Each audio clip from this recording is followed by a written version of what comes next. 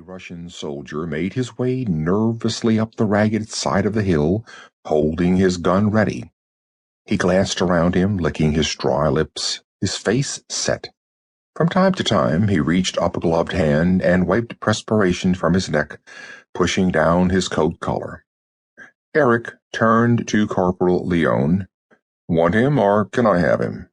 He adjusted the view sight so the Russian's features squarely filled the glass, the lines cutting across his hard, somber features.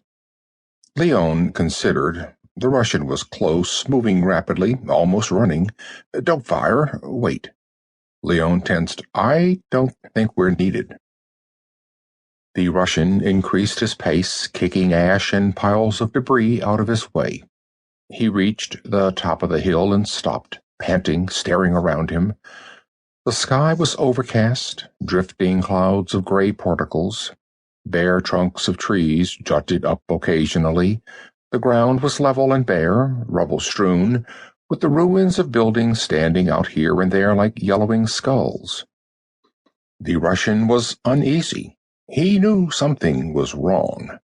He started down the hill. Now he was only a few paces from the bunker. Eric was getting fidgety. He played with his pistol, glancing at Leone.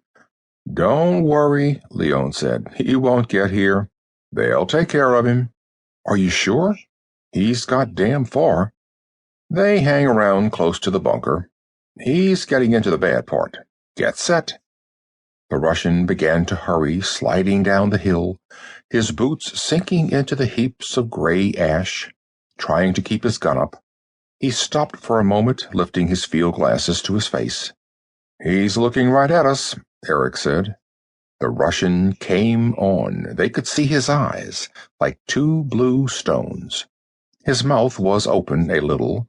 He needed a shave. His chin was stubbled. On one bony cheek was a square of tape, showing blue at the edge. A fungoid spot.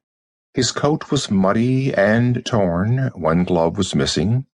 As he ran, his belt counter bounced up and down against him. Leone touched Eric's arm. "Here one comes." Across the ground something small and metallic came, flashing in the dull sunlight of midday. A metal sphere. It raced up the hill after the Russian, its treads flying. It was small, one of the baby ones.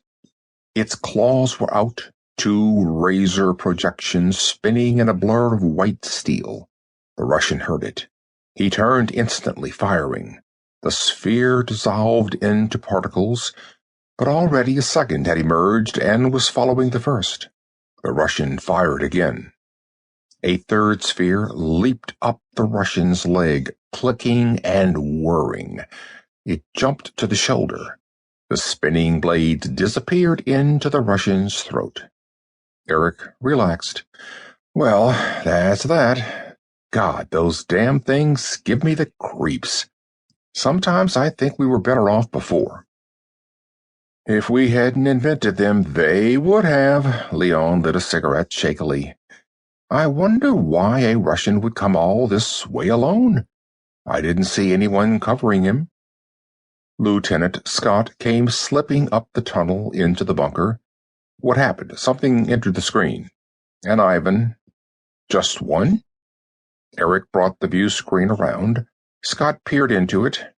Now there were numerous metal spheres crawling over the prostrate body, dull metal globes clicking and whirring, sawing up the Russian into small parts to be carried away. "What a lot of claws," Scott murmured. "They come like flies. Not much game for them anymore." Scott pushed the sight away, disgusted. "Like flies. I wonder why he was out there. They know we have claws all around." A larger robot had joined the smaller spheres. It was directing operations. A long, blunt tube with projecting eyepieces. There was not much left of the soldier. What remained was being brought down the hillside by the host of claws. "Sir," Leone said, "if it's all right, I'd like to go out there and take a look at him." "Why?" "Maybe he came with something." Scott considered. He shrugged. "All right, but be careful."